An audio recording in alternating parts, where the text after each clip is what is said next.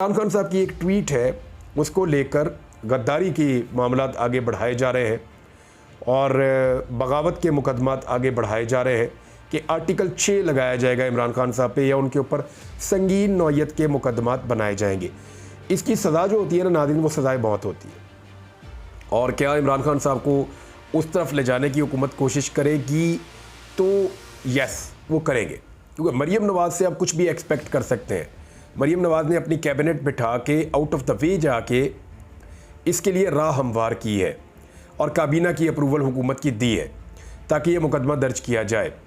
अब FIA जो है वो इसकी इंक्वायरी कर रही है। इमरान खान साहब के पास जब वो इंक्वायरी करने गए, उन्होंने कहा जी कि एब्सोलूट नॉनसेंस, मैं अपने वकील के बगैर नहीं करूँगा, जो इल्ज़ामात लगाएं बिल्कुल ही फारग है आपके, ये नॉनसेंस है और बेअक्ली है आपकी। दूसरी जानिब जो है वो FIA ने 3 मज़ीद जो रहनुमा हैं पाकिस्तान तहरीक इंसाफ के, उनको भी